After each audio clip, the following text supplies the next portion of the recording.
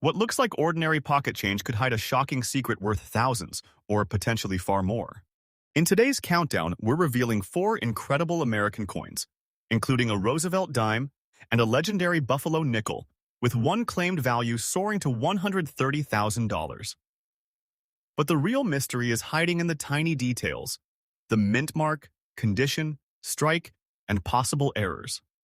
So watch until the end, because one overlooked coin could be the one you never knew you had.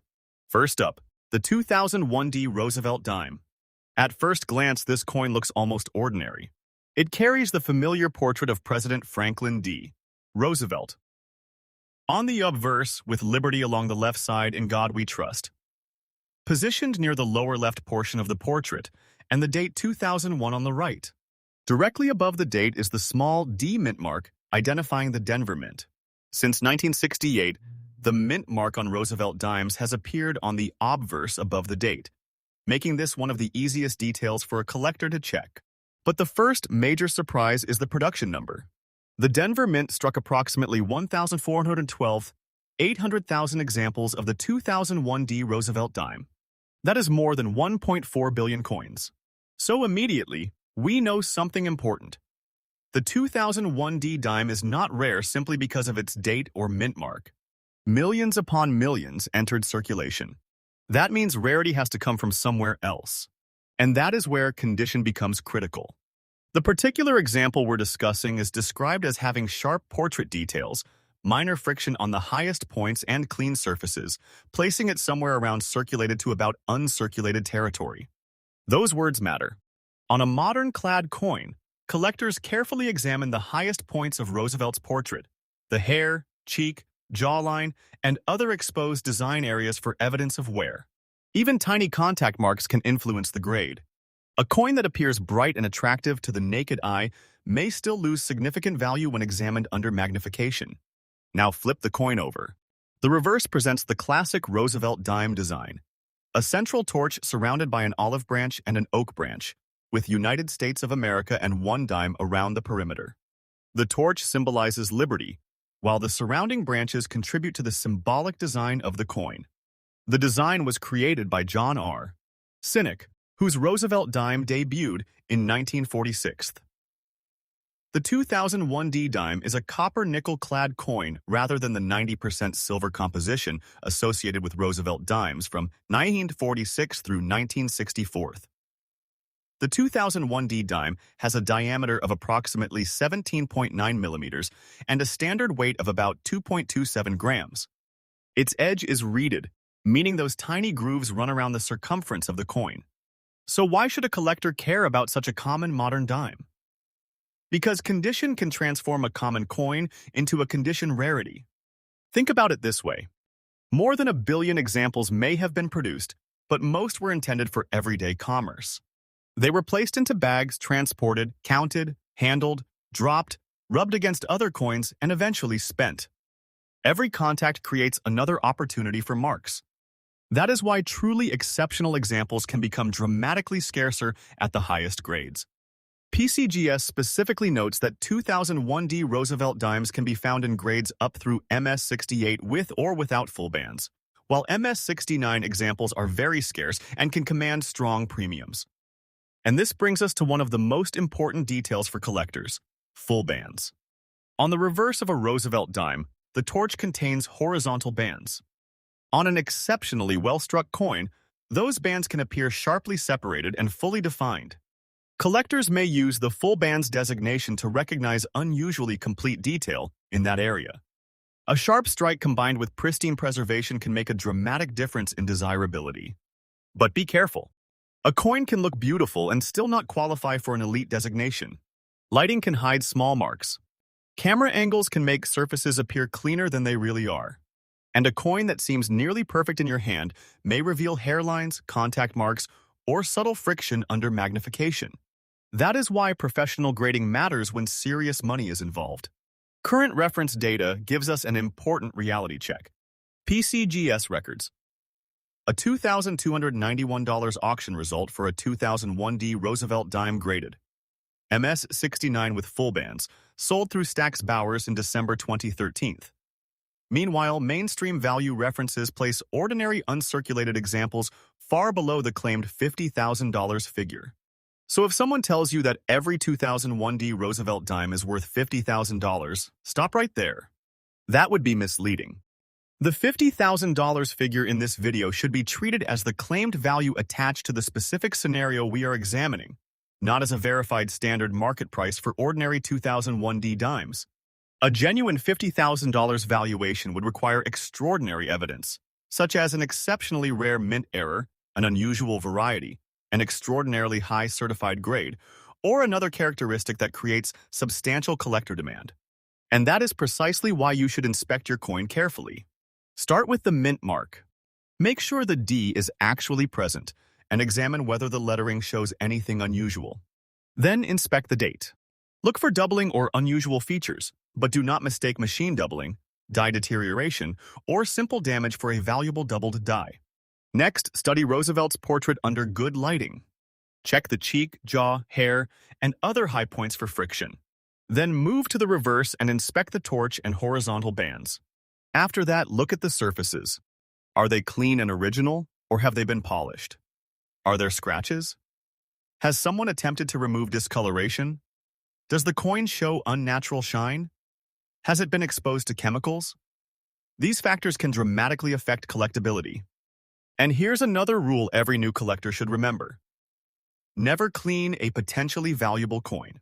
That shiny appearance might seem attractive, but cleaning can permanently damage the original surface and reduce collector value. A professional numismatist would rather see an original, naturally toned coin with honest surfaces than a coin that has been aggressively polished. The fascinating part of the 2001 D Roosevelt dime is that its story represents the modern coin market perfectly. The coin itself is common. The extraordinary specimen is what collectors chase. A billion-dollar industry does not need every coin to be rare. It only needs a tiny percentage of coins to be dramatically different from the rest. So when you hear a headline claiming a 2001 D Roosevelt dime could be worth $50,000, don't simply believe it, investigate it. Look for certification. Look for documented auction records. Look for a recognized variety or mint error. Compare the grade. Examine the full band's designation. Check whether the supposed value refers to a specific, exceptional example rather than an ordinary circulated coin, because the real treasure may not be the date 2001. It may be the condition. It may be the strike. It may be the error. It may be the variety. Or it may be a combination of details that makes one tiny dime dramatically different from the billions of ordinary examples that came before and after it. And that is what makes this 2001 D Roosevelt dime so fascinating. A coin that can pass unnoticed through thousands of hands can suddenly become the center of attention under a microscope. A tiny letter D, a sharply defined portrait, a clean surface, and extraordinary preservation can turn an ordinary pocket change coin into a serious numismatic investigation. So before you spend that next dime, take 1 second. Turn it over. Check the date. Find the mint mark. Look at the details. And if the coin appears unusually sharp, unusually clean, or unusually different, don't throw it back into the change jar until you've figured out exactly what you're holding. Because in the world of American coin collecting, the smallest coins can sometimes create the biggest surprises. But the smartest collectors know that the difference between a 10-cent coin and a valuable collectible is not a sensational number. It's the evidence behind it. Next up, the 2009 Lincoln bicentennial cents were produced in several different compositions and varieties, and understanding exactly what you have is critical before attaching a major price tag to it. The Professional Life design was one of 4 reverse designs released in 2009 to commemorate the 200th anniversary of Abraham Lincoln's birth and the 100th anniversary of the Lincoln cent. The reverse we're focusing on today represents Lincoln's professional life in Illinois and features a young Lincoln standing in front of the Illinois State Capitol building. That architectural scene is what gives this coin its distinctive identity. Unlike the familiar Lincoln Memorial reverse that appeared for decades, the 2009 bicentennial cents temporarily transformed the reverse into a 4-part visual history lesson. Each design represented a different stage of Lincoln's life, and the Professional Life reverse captured the period when Lincoln was developing his career and public identity in Illinois. But before we go any further, there is a critical distinction collectors need to understand. A normal 2009 Lincoln cent without a mint mark is generally associated with the Philadelphia Mint, and Philadelphia produced huge quantities of the four bicentennial designs. The professional life cent was not automatically rare simply because it lacks a mint mark.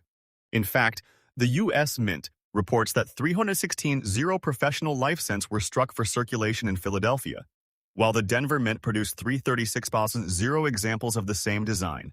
That means hundreds of millions were released. So what could possibly make one example dramatically more valuable?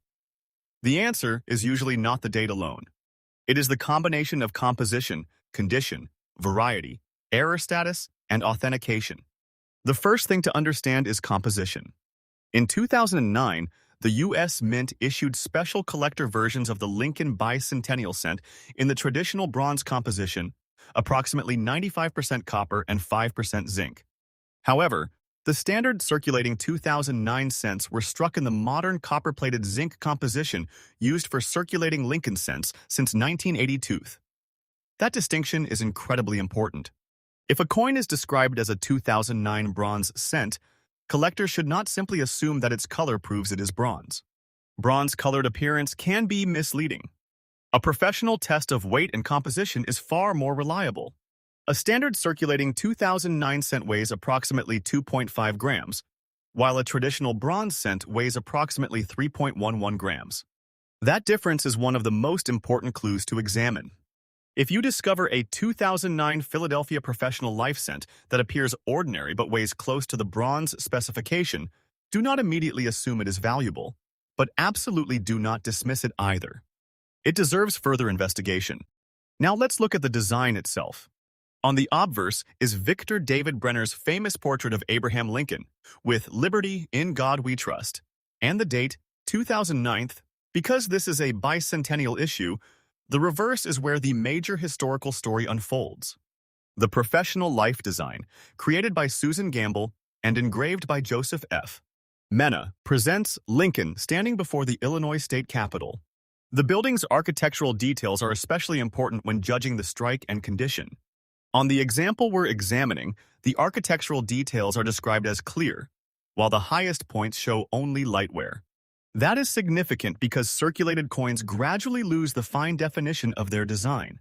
A strong original strike can preserve small details even after a coin has experienced some circulation. The natural brown patina is another characteristic collectors may notice. Copper and bronze coins naturally change appearance as their surfaces interact with the environment. A warm brown color can be completely natural and, when stable and original, may be attractive to collectors. But collectors need to distinguish natural patina from artificial coloring. Artificially treated copper can sometimes show unusual colors, unnatural surfaces, or signs of chemical exposure. That is why professional authentication is so important when the claimed value reaches tens of thousands of dollars. Now, let's talk about the phrase, "without mint mark." On a 2009 Lincoln cent, the absence of a mint mark generally identifies Philadelphia production. But it does not by itself make the coin rare. This is one of the biggest mistakes beginners make. They find a coin without a mint mark and immediately assume it is a scarce issue. In reality, Philadelphia has historically produced enormous quantities of circulating coins without mint marks. What matters is whether the particular coin has an unusual characteristic beyond normal Philadelphia production.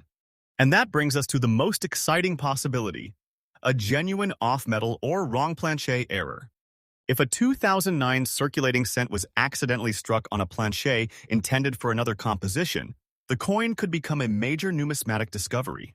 But proving such an error requires much more than appearance.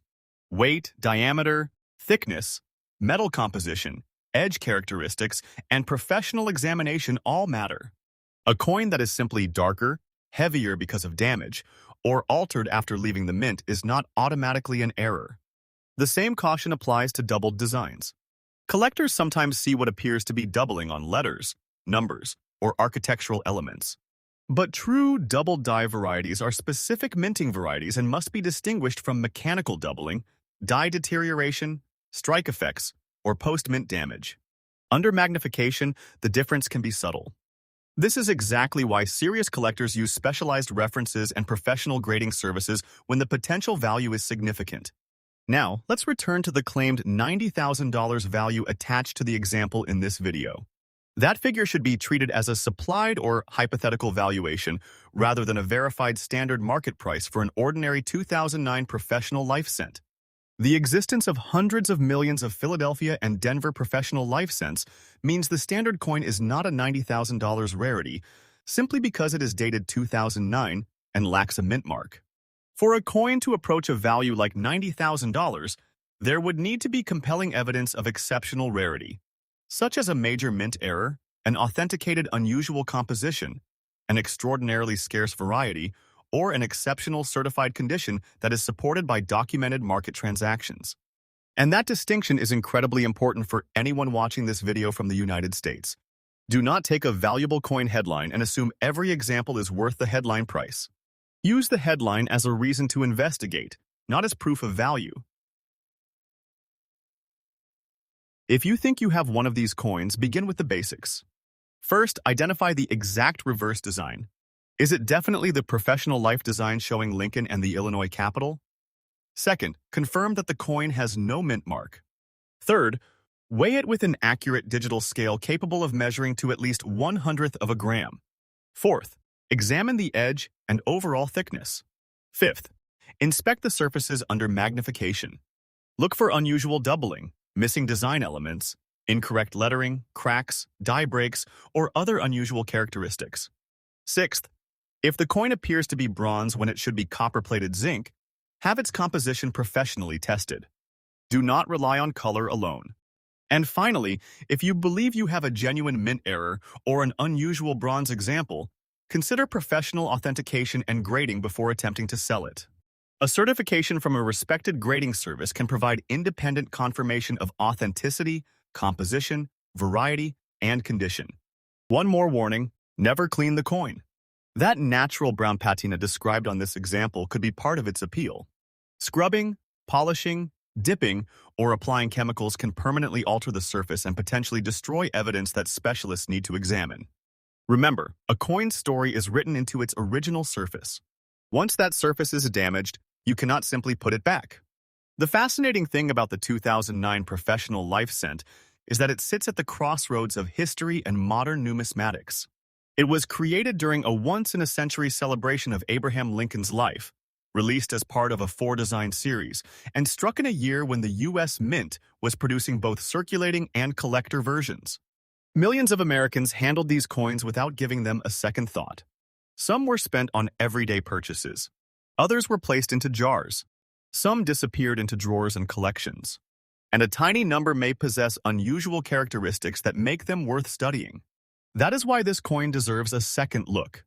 The claimed $90,000 figure may sound unbelievable, and for an ordinary 2009 Philadelphia professional life cent, it would be completely unjustified. But if a coin genuinely combines the correct design, unusual composition, authentic mint error characteristics, and strong condition, the conversation can change dramatically.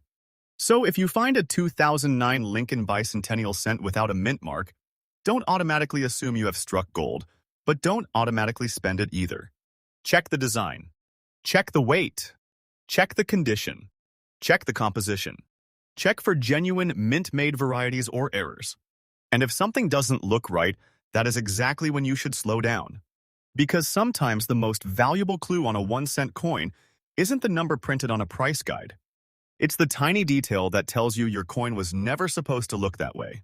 And if that detail can be authenticated, a humble Lincoln cent can suddenly become one of the most fascinating pieces in your collection. Next up, the 1949 Philadelphia issue had a mintage of 775,000 pieces, so the absence of a mint mark alone does not make this coin rare. The real fascination comes from understanding exactly what separates an ordinary 1,949 wheat cent from an extraordinary example. And that is where today's investigation begins. Take a close look at the obverse. You see the familiar portrait of Abraham Lincoln facing right, created by Victor David Brenner. Around him are the inscriptions, "Liberty and in God we trust." with the date 1949 positioned on the right side. Beneath the date, there is no letter D and no letter S. That blank space is important because it identifies this coin as the Philadelphia Mint issue. During this era, Philadelphia cents traditionally carried no mint mark. Now pause for a moment and think about what that means. A missing letter can actually be a positive identification feature. Collectors sometimes see no mint mark and assume something is missing from the coin, but on a 1949 Philadelphia Lincoln cent, no mint mark is exactly what should be there. The Philadelphia Mint produced more than 217 million of these cents in 1949, making this the highest mintage 1949 Lincoln cent issue. Denver produced about 153 million, while San Francisco produced approximately 64.29 million. So why does this coin remain interesting? Because the wheat cent series is one of the most collected U.S. coin series ever produced, and the 1949 issue sits inside a fascinating period of American history. The United States was transitioning from the wartime economy into the post-war consumer age. Factories were shifting back towards civilian production, American families were buying automobiles and appliances, and the nation was entering a completely different economic environment. Every Lincoln cent produced during that period became a tiny piece of that transition. And on the reverse of this coin is the design that gives the series its famous nickname. Two wheat stalks frame the central 1 cent denomination. United States of America stretches around the lower portion, while E pluribus unum appears above. Those wheat ears were used from 1909 until 1958 before the Lincoln Memorial replaced them on the reverse. That means every genuine 1949 wheat cent carries a design that belongs to a closed chapter of American coinage history. Now look closely at the wheat stalks on our example. The description calls attention to sharp wheat stalk detail. That is important because reverse detail can tell you a great deal about how much circulation the coin experienced. A heavily worn wheat cent may show flattened wheat lines and weak definition. But a coin retaining strong wheat detail can immediately become more attractive to collectors, especially when other portions of the design remain clear. At the same time, the description tells us there is light wear on the high points. That means this is not being presented as a pristine mint state specimen. It has experienced some circulation. And that distinction matters enormously when discussing value. The professional grading scale separates coins according to the amount of wear, surface preservation, strike quality, and other characteristics. A very fine coin can retain substantial design detail while showing noticeable circulation. In other words, this is not a coin that has spent its entire life protected inside a collection. It has a story of movement, handling, and use. Maybe it sat inside a cash register. Maybe it traveled through American businesses during the 1950s or 1960s. Maybe someone placed it in a drawer decades ago and forgot about it. That history is part of the appeal. But there is an important reality check here. Current reference data does not support a normal 1949 Philadelphia wheat cent in very fine condition being worth $35, 0th USA coin. Book's current guide places typical 1,949 examples at only a few cents in circulated grades and a few dollars in ordinary uncirculated grades. PCGS records a much higher auction result for an extraordinary 1,949 Lincoln cent, but that coin was graded MS67 red and sold for $12,075 in 2006, a completely different condition level from a circulated very fine example. This distinction is absolutely critical for anyone watching videos about rare coins. A headline may say 1949 penny worth $35,000, but the number cannot automatically be applied to every 1,949 penny. A genuine five-figure valuation would need extraordinary evidence, such as a recognized rare variety, a major mint error, an exceptional certified grade, or another characteristic that dramatically separates the coin from normal examples. So when you examine your own 1,949 wheat cent, don't start by asking, does it say 1949? Start by asking, what makes mine different? Begin with the date. Make sure all 4 digits are genuine and clearly formed. Next, examine the area below the date. If there is no mint mark, remember that this is consistent with the Philadelphia issue. Then inspect Lincoln's portrait. Look at the hair, cheek, jawline, coat, and shoulder. These areas receive contact during circulation and can reveal how much wear the coin has experienced. Next, Turn the coin over and study the wheat ears. Are the individual lines still sharp? Is the 1 cent lettering strong? Can you clearly see United States of America? Does E pluribus unum remain readable? These details help establish the overall condition. Then comes one of the most interesting characteristics of some 1,949 Lincoln cents: surface appearance. PCGS notes that dark, web-like carbon staining, sometimes called cobwebbing, is associated with Lincoln cents from roughly 1949 through 1952. If you see unusual dark spotting or staining on a 1949 cent, don't immediately assume it is an error or rare variety. It may simply be a historical surface characteristic. This is exactly why serious collectors use magnification, proper lighting, and professional attribution rather than relying only on photographs or casual inspection. And remember another golden rule: never clean the coin. If you find an old wheat cent covered with dark spots, dirt, or natural toning, your first instinct might be to make it shine. Resist that temptation.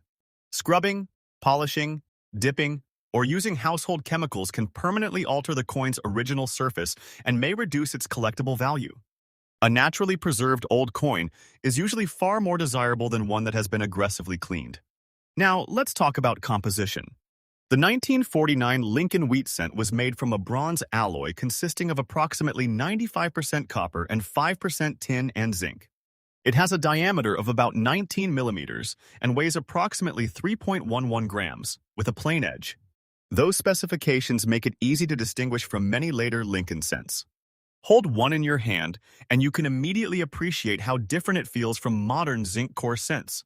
This was a copper-rich coin made during an era when the wheat reverse was still America's everyday 1 cent design.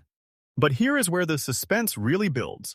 If your 1949 cent looks ordinary, that does not necessarily mean you should ignore it.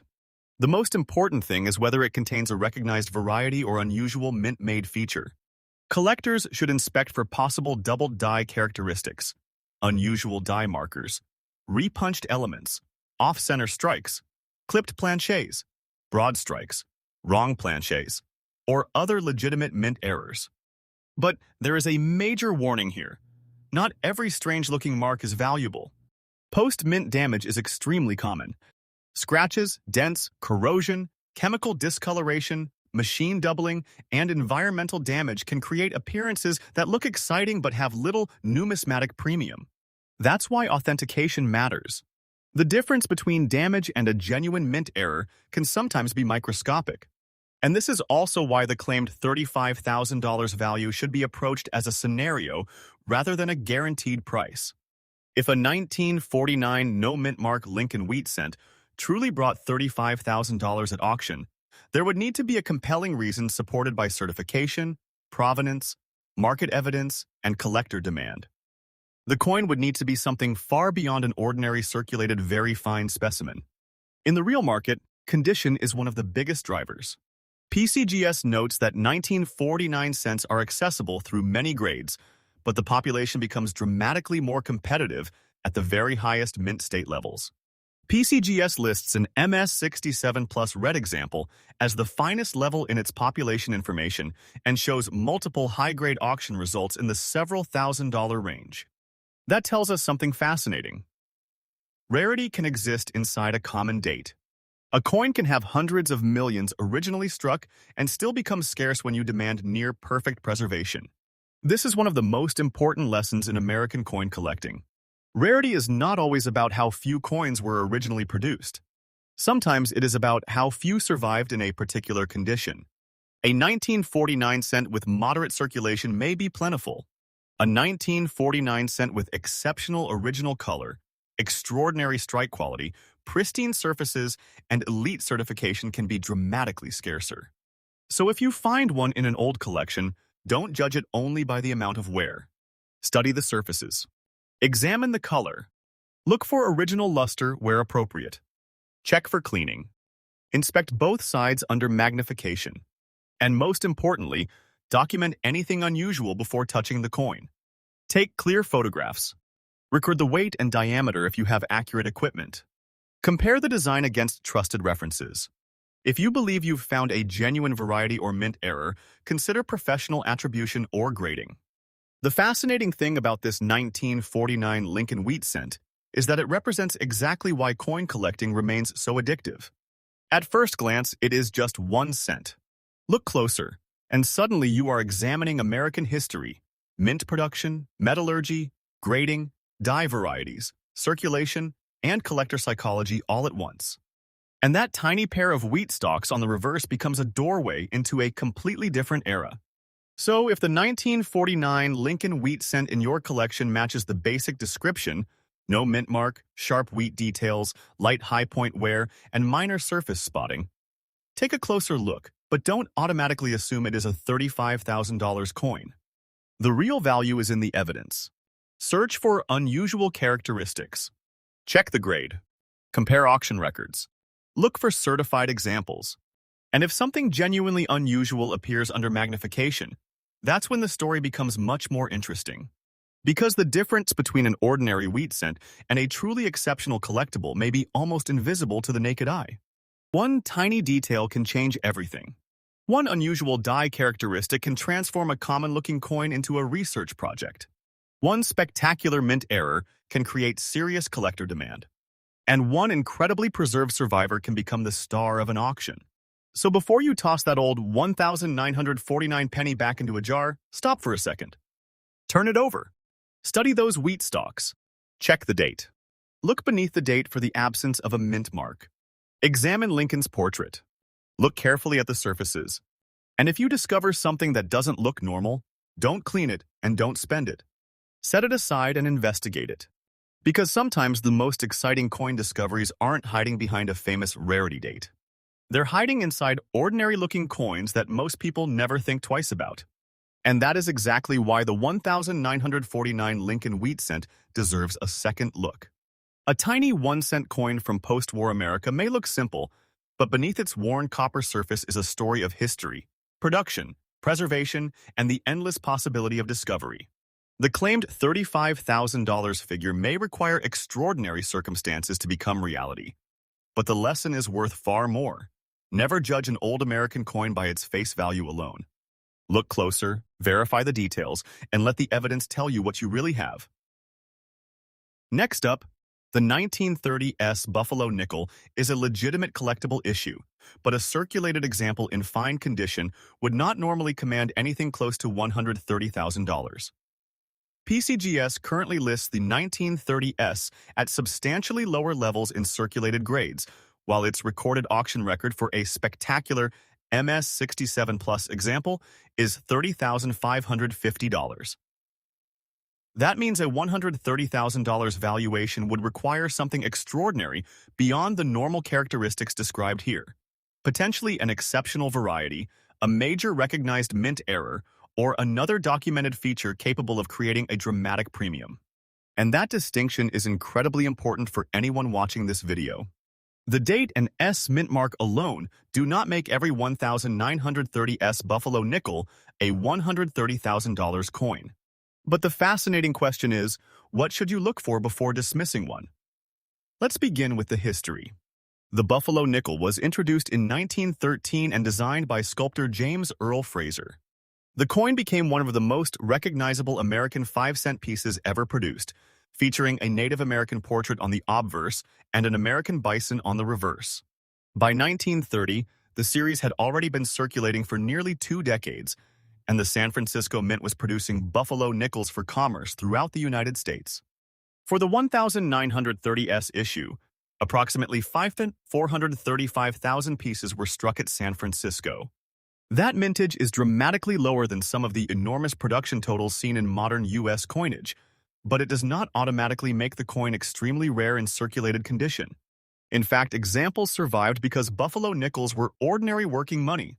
They traveled through cash registers, pockets, banks, stores, and countless transactions. Every one of those encounters created another opportunity for wear. And that brings us directly to the condition of our example. The coin is described as circulated to fine, with moderate wear on the high points.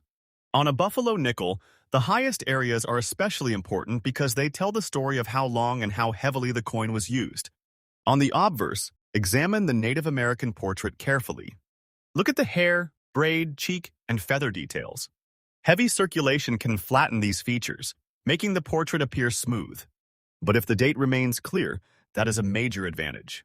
One of the biggest frustrations with buffalo nickels is the date. Because the date sits in an exposed area and the design circulated heavily, countless buffalo nickels eventually lost most or all of their date details. That is why a readable date can immediately make an old buffalo nickel more interesting to collectors. Now, look beneath the date area and locate the mint mark. On a 1930S, the small s identifies San Francisco as the production facility. A clear mint mark matters because the different buffalo nickel mint issues can have dramatically different values depending on date, condition, strike, and rarity. That is where your inspection becomes much more exciting. If you have a 1930S buffalo nickel, don't stop after confirming the date and mint mark. Look closer. A magnifying glass can reveal details that the naked eye misses. Examine the lettering, date, mint mark, and other design elements for unusual doubling or repunched features. But remember, not every strange-looking mark is a valuable error. Circulation damage, scratches, dye deterioration, machine doubling, and environmental damage can all create appearances that inexperienced collectors may mistake for rare mint varieties. The reverse is equally important. Turn the coin over and study the magnificent American bison standing on a mound. The buffalo nickel's reverse is one of the most memorable designs in American numismatics. Look carefully at the buffalo's horn, head, shoulder, hip, and tail. In a circulated example, high point wear gradually removes the finer details. The legs and body may appear smoother, while the mound and lettering can also show contact marks. On your example, the natural circulation patina is another detail worth preserving.